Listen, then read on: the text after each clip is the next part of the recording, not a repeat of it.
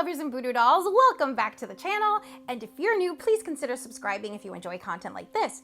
It's free and it's easy, and plus, we'll have fun together.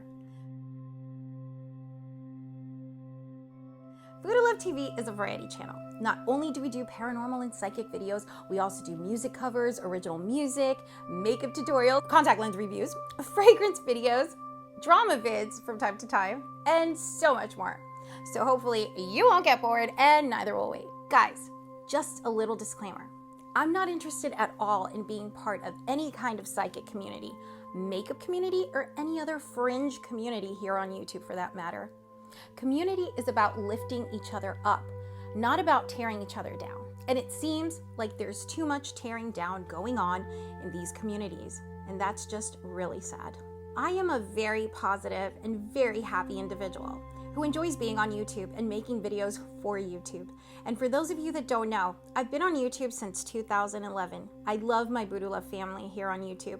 Spending time and talking to all of you guys and dolls brings me so much joy. I love having YouTube family instead of being part of any YouTube community. I love you guys so very much, and I'm grateful for each and every one of you. You guys are all amazing. I was born with the gift of psychic mediumship, and therefore, I choose to share it with my audience. I don't make a living from this as others do, because I chose another career path, and also because I'm not a world-known psychic like Sloan Bella or like Walter Mercado was. I was born with this ability. I just deliver the information. That's it. This is just my personal experience in life. If I get contacted by spirit, I will communicate that information, whether people like it or not. Also, I know a lot of you want exact names of who the killer was, but even if I do get names, I have to be very careful because I'm not a psychic that works with the police, FBI, CIA, or I think it's the CIB in India, or any other government agency for that matter. You cannot accuse anyone of being guilty without any hard evidence or physical proof. It's against the law, so I hope you all understand that. Now let's dive deep into the psychic realm. I get that the alleged hired hitman was wearing a dark gray hoodie and dark pants. His face is completely black emptiness, like a reaper. I'm not seeing the face because this man is without a face, meaning he was a hired hitman. He gets the job done quickly and leaves without a trace. I believe he first tried to stage Sushant's death to look like a burglary. He changed his plan at the very last minute, and that's why the crime scene seemed so sloppy. Like there's a lot of loose ends that really don't make sense. I see that the assassin was carrying a black duffel bag like a gym bag. The hitman choked Sushant with a rear naked choke. This guy was a skilled martial artist, kind of like an ex-military and taller, or just as tall as Sushant, but way more muscular. I feel lightheaded and dizzy, meaning he was passed out, unconscious from the choke itself. Oxygen supply was cut off, and that's when they staged his suicide. I also see 3 other guys tagging along behind the hitman like 3 freaking stooges, acting like idiots. I see the 3 guys grabbing a brown leather wallet, laughing, mocking, and looking through some credit cards and an ID card, kind of like a government ID or driver's license, which would obviously have his picture on it. This could also mean that they were sent to search for documents and make those papers or any incriminating evidence disappear. I keep getting the color yellow, like a light yellow wall. This wall is somewhere outside or inside a building. It's close to an elevator with metal doors. The hitman was literally in and out. The cleanup crew, which I'm guessing are the 3 stooges I saw, did the staging. One of these guys had wavy mid-length hair. Not long, just mid-length. Now the other man I saw was the contractor for the hit. Now this could be one of many. He seems to be a higher up, powerful figure. He had a royal blue, maroon, or dark purple pinstripe suit, a full suit with a vest, tie, and all the works. He must be a lefty because his left hand is very dominant. This guy is holding a landline phone with his left hand. He's sitting behind a big rectangular desk. His office has white or beige walls, and there is a painting or a calendar board to his left hand side as well. There is a window with wooden frames to his right-hand side. Lots of files and papers are on his desk. He's wearing aviator glasses. They could be tinted as well. This guy is in a very high position. He's giving out orders and he seems to be glued to a phone. Like he's always on the phone, most of the time on his phone. Really annoying, right? Okay, guys, but this man is on the heavier side. He may also have a thick, well-groomed mustache because I see him stroking his upper lip as well, kind of like this. So I'm pretty sure that's a mustache and not a wax stain. He's also of middle age, maybe late 40s or maybe early 50s.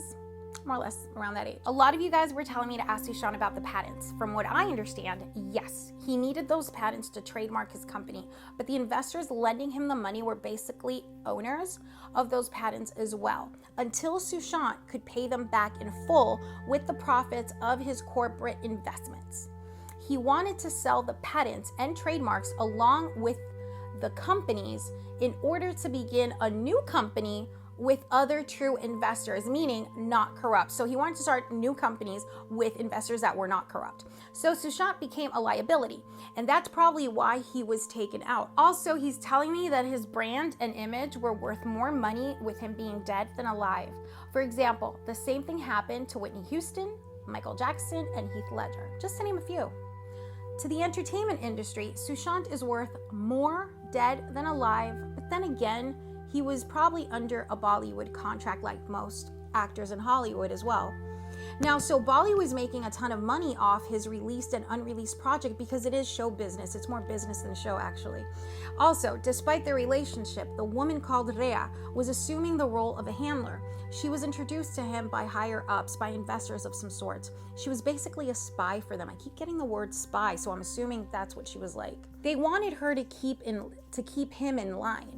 Also, there was jealousy towards his career from other people in the entertainment industry, but his death was not ordered from someone in Bollywood. This is much, much bigger. Guys, this is very important. I keep getting the word human over and over again. The word human keeps coming up.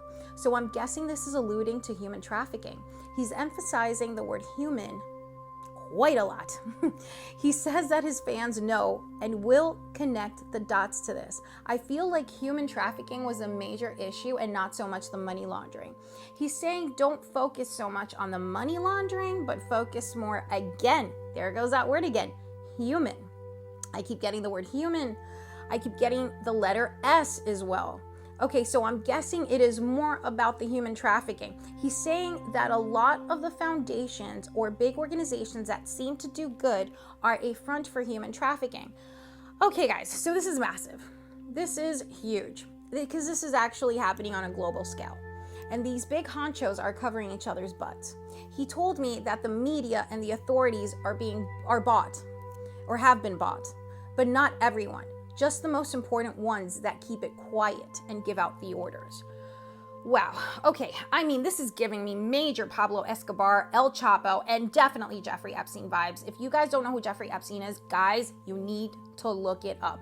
Okay, so the people that sent out the hit on Sushant aren't gonna get caught, at least not yet, because of the major influence and hold they have over the government and authorities. More foul people are gonna get blamed, but it's just a distraction. Also, guys, Sushant is definitely helping Disha because I do get those two energies together, and he's helping her elevate her soul, and he also walks with his mother. He's also learning so much on the other side. I saw my grandfather actually after he passed away. He was also an engineer, and he told me that he was learning so much on the other side as well. I guess we have a lot of learning to do when we cross over, and that's wonderful. I miss my grandfather so much, and I'm pretty sure you guys miss Sushant as much as I miss my grandfather. It comforts me to know that the afterlife is life after all. Okay, guys, so it's very important, again, that you guys know that I'm getting the letter S. Now, the letter S can literally mean Susan, Sandy, Sarah.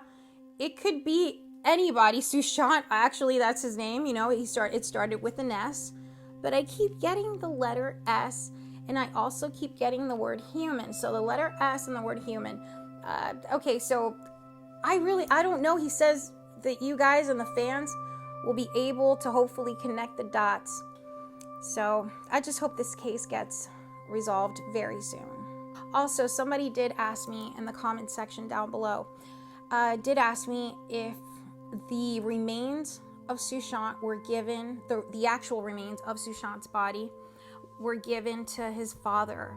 And yes, I get that the real cremated remains, the real Sushant, was given to his father. Now, I do have to say this because I don't understand this. In the United States, we had a huge movement because of George Floyd. I don't know if you guys know who George Floyd is, but it made waves around the world. And it was thanks to George Floyd's family intervening in the autopsy, because the police and the media reported one thing with their autopsy, but then the family paid for a private autopsy. And that made all the difference in the world. So if only Sushant's body could have been retrieved or sent to his family before actual cremation, that would have made a world of a difference. I don't know why that didn't happen. I don't know how India deals with these things, but here in the US, the family can and most likely will request a private autopsy when there is when there are shady circumstances involved. So I do believe that this would have made a huge difference. I still don't understand why the father wasn't able to claim the body, or maybe I'm mistaken. Maybe I was informed wrong. I was told by one of my subscribers that the body, that the family, Sushant's family, did not receive his body, only the remains, which the cremated remains. And if that's the case, then there is something definitely fishy going on. I mean, there is no doubt about it. I don't know how anybody can think this was suicide. Everything is super sketch with this case. I just hope there is justice for Sushant and we get it very soon and swift. There must be justice. Like there must be justice for George Floyd. Okay guys, so I hope that you guys enjoyed this video. If you guys did, please give it a thumbs up and share it with your friends, or share it with people that might find this information useful and or might find it inspirational. Thank you so much again. I wish you much love, much health, and much happiness, and many, many blessings to all of you, each and every one of you. You guys are amazing. I love you guys so much. Please stay safe out there. I love you so much.